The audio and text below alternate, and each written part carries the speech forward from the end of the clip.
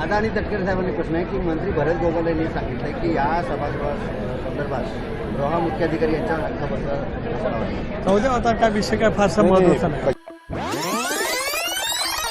मंत्री भरत गोगावले यांनी सांगितलं की या सभागृहासंदर्भात गृह मुख्याधिकारी यांच्यावर हक्कबद्दल जाऊ दे आता काय विषय काय फारसा महत्त्वाचा नाही. कशाबद्दल आणणार त्यांचं नाव पत्रिकेमध्ये नव्हतं. आता मी त्याच्यावरती नंतर बोलणे. आजचा दिवस चांगला आहे. आजचा दिवस खूप चांगला आहे.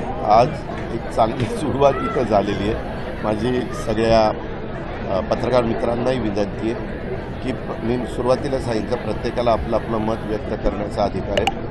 कायद्याच्या नियमाच्या चौकटीमध्ये राहून सगळ्यांनी काम करावं. ईडब्ल्यूएस की ओबीसी मधून 10% आरक्षण ते आम्ही रद्द करू का? अनपडांचं आम्ही ऐकत नाही, सुशिक्षितांनी बोलायला पाहिजे. कोणाचं ऐकत नाही? अनपड लोकांचं आम्ही ऐकणार नाही, सुशिक्षितांनी बोलायला पाहिजे. आम्ही सर्वांनी मिळून आम्ही जे सरकार चालवतोय त्यामध्ये कुठल्याही घटकाला आम्हाला नाराज करायचं नाही. आमची पहिल्यापासून भूमिका ती आहे. राज्याच्या प्रमुखांनी पण ती सांगितलेली आहे. आता हा निर्णय झाल्यानंतर वेगवेगळ्या प्रकारे मतप्रवाह वेगवेगळे मान्यवर प्रत्येकाला संविधानाने लोकशाहीनी आणि घटनेने बोलण्याचा अधिकार दिलेला आहे. परंतु आमचा एकच प्रयत्न आहे की ह्या महाराष्ट्रामध्ये जातीय सलोखा राहावा, सगळ्यांना त्यांचा न्याय त्या ठिकाणी मिळावा आणि तशा प्रकारचा प्रयत्न आमच्या महायुतीच्या सरकारचा आणि महायुतीच्या सरकारमध्ये काम करत असणाऱ्या आमच्या सर्व प्रमुखांचा आहे. दादा, कुर्डुवाडी मधून प्रकरण जे आहे त्यात अजितदादांवरती गुन्हा दाखल व्हावा अशी मागणी अंजली दमानी यांनी केलेली आहे. जे काही नियमाने असेल ते करा. अजितदादा रॉबिनहूड सारखी भूमिका बजावतात असं सदाभाऊ पत्र. जेव्हा का ज्यांना कोणाला मी सांगितलं ना, उद्या तू पण आणखी काहीतरी नाव देऊ शकतो. तुम्हाला प्रत्येकाला बोलण्याचा अधिकार आहे. मला त्याबद्दल जे काही मी ट्विट करायचं ते केलेलं आहे आणि मला जे सांगायचं ते सांगितलेलं आहे. मला आता त्या विषयावर कुठली गोष्ट बोलायची नाही. कायद्याने नियमाने ज्या गोष्टी करायच्या असतील ती करायला प्रत्येकाला मुभा आहे.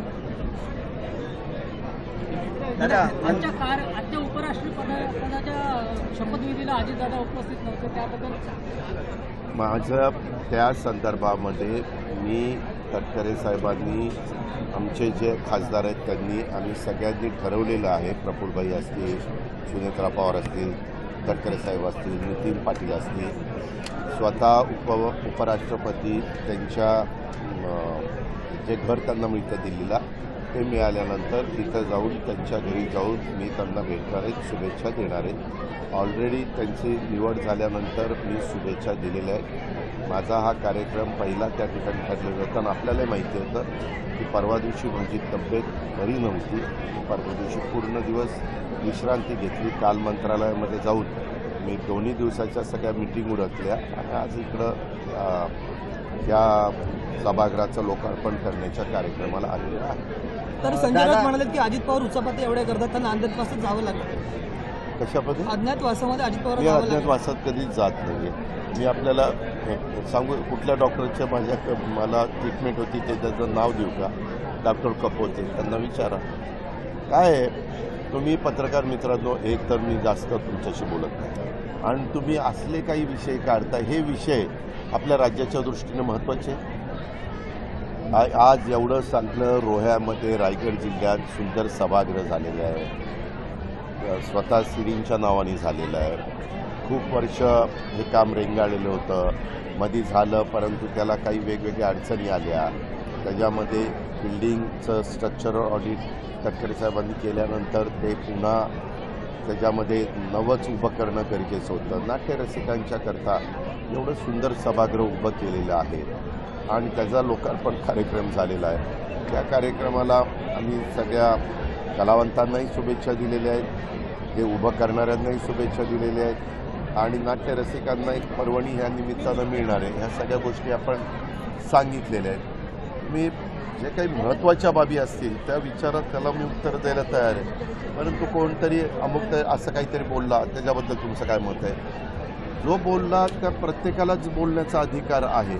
आता मध्ये तुम्ही 2 भाऊ एकत्र भेटले त्याच दाखवत बसल्या बातम्या. दोघं अरे ते त्यांचे ब्लड रिलेशन आहे, ते भेटणार. त्याच्यामध्ये फार तुम्ही त्याला वेगळं स्वरूप देण्याचं कारण काय? तो प्रत्येकाचा तो घरगुती प्रश्न आहे, त्यांचा अंतर्गत प्रश्न आहे. कोण जर एकत्र येत असतील तर त्यांना शुभेच्छा द्यायच्या आणि आपलं आपण पुढे जायचं. चला, धन्यवाद. चलो राज्याची भूमिका सुरू आहे, काय सांगाल? नाही, त्यामध्ये कुणावरही अन्याय केला जाणार नाही अशा पद्धतीनं आमच्या महायुतीचे मुख्यमंत्री या नात्याने देवेंद्र फडणवीस साहेबांनी सांगितलेलं आहे आणि त्याच रस्त्याने सरकारने जायचं ठरवलेलं आहे. त्याच्यामुळं कुठल्याही घटकावर अन्याय होणार नाही ही काळजी सरकार घेतंय आणि घेणार. दादा आणि तटकरे साहेबांनी प्रश्न आहे की मंत्री भरत गोगावले यांनी सांगितलं की या सभागृहासंदर्भात रोहा मुख्याधिकारी यांच्यावर अख्खा जाऊ दे, आता काय विषय काय फारसा महत्वाचा नाही. कशाबद्दल आणणार? त्यांचं नाव पत्रिकेमध्ये नव्हतं नाही. आता मी त्याच्यावरती नंतर बोलणार. आजचा दिवस चांगला आहे. आजचा दिवस खूप आम्ही चांगला आहे.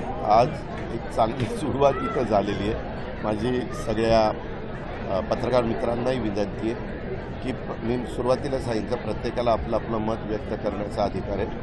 कायद्याच्या नियमाच्या चौकटीमध्ये राहून सगळ्यांनी काम करावं हे संविधानाने आपल्याला शिकवलेलं आहे. हे घटनेचे शिल्पकार डॉक्टर बाबासाहेब आंबेडकरांच्या कायद्याने घटनेने आपल्याला सांगितलेलं आहे. तसं आपण सगळे वागूया.